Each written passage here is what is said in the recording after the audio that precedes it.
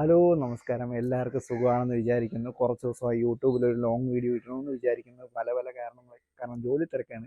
ഞാൻ ഒരു കമ്പനിയിലെ മാനേജറാണ്. അപ്പം വർക്ക് ചെയ്തുകൊണ്ടിരിക്കുന്നതിൻ്റെ ഇടയിലാണ് ഞാനിങ്ങനെ വീഡിയോസ് ഒക്കെ ഇടുന്നത്. ഇന്ന് ശനിയാഴ്ച എൻ്റെ സമയമുണ്ട്. അപ്പോൾ 2-3 വീഡിയോ എടുത്ത് വെക്കാം എന്ന് കരുതിയിട്ടാണ്. അപ്പോൾ അതിൻ്റെ ഇടയിൽ ഒരു യൂട്യൂബിൽ ഒരു ലോങ് വീഡിയോയും കൂടെ ഇടാമെന്ന് വിചാരിച്ചു.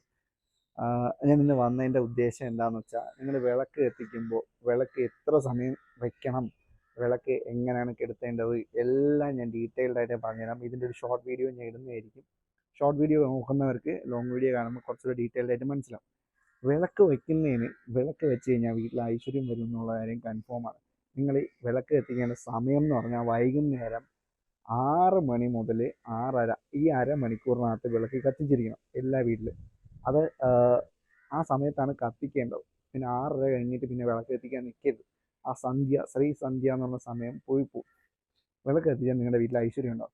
പിന്നെ വിളക്ക് എത്ര സമയം വയ്ക്കണം? വിളക്ക് 2 വിനായിക വയ്ക്കണം എന്നാണ്. 2 വിനായിക എന്ന് പറയുമ്പോൾ 48 മിനിറ്റ്.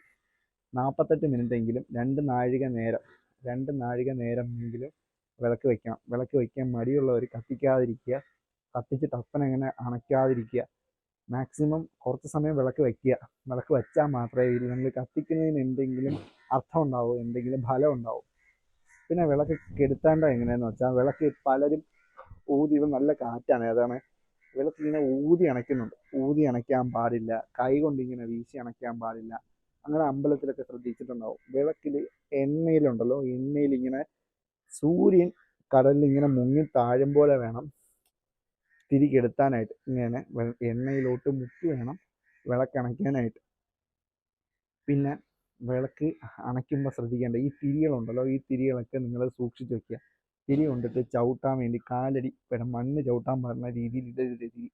തിരി എല്ലാം കളക്ട് ചെയ്ത് ഒരു ഡപ്പിയിൽ ഇങ്ങനെ ഡപ്പി എന്ന് പറഞ്ഞാൽ ഞങ്ങൾ തിരുവനന്തപുരത്താണ് ഡപ്പി എന്ന് പറഞ്ഞാൽ, നിങ്ങളുടെ അവിടെ ടിന്നോ അങ്ങനെ എന്തെങ്കിലും കളക്ട് ചെയ്ത് വെച്ചിട്ട് നിങ്ങൾ ആ വീട്ടിലെ കന്നിമൂല ഭാഗത്ത് വേണം ഈ വിളക്ക് തിരി കളയാനായിട്ട്.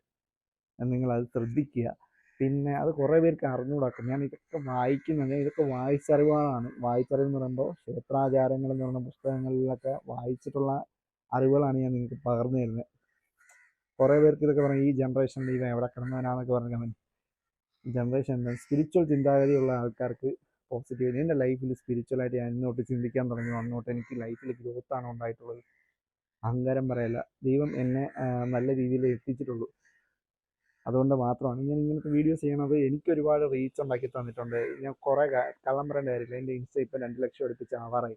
അപ്പോൾ അത്രയും ആൾക്കാർ വിശ്വസിക്കുന്നുണ്ട്. വിശ്വസിക്കുന്നതെന്ന് പറഞ്ഞാൽ അവർക്ക് ഫലമുള്ളതും അവർക്ക് യൂസ്ഫുൾ ഉള്ള കാര്യമാണ് ഞാൻ പറയുന്നത്. ഈ കുറേ മുസ്ലിം സുഹൃത്തുക്കളൊക്കെയാണ് വന്നിട്ട് തെറി പറയണത്, അങ്ങനെയൊക്കെ മോശമായിട്ട് പറയണത്.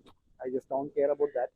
എനിക്ക് അതിനെ പറ്റിയിട്ടൊന്നും പറയാനുമില്ല. അത് എനിക്കൊരു പ്രശ്നമുള്ള കാര്യമല്ല. പക്ഷെ വീട്ടിലിരിക്കുന്ന തെറി വിളിക്കുമ്പോൾ തിരിച്ച് വിളിക്കാറുണ്ട്. ഞാൻ അത്ര പുണ്യാത്മാവൊന്നുമല്ല. എന്നെ വീട്ടിലിരിക്കുന്നവരെ വെറുതെ പറഞ്ഞു കഴിഞ്ഞാൽ എനിക്കൊരു സുഖം അങ്ങനെ പറയാറുള്ളൂ. ഒന്ന് ടോപ്പിക്കിൽ നിന്ന് മാറിപ്പോയി. വിളക്ക് വയ്ക്കുമ്പോൾ ശ്രദ്ധിക്കേണ്ട കുറേ കാര്യങ്ങളാണ് ഞാൻ നിങ്ങൾക്ക് തന്നെ പറഞ്ഞു തന്നത്.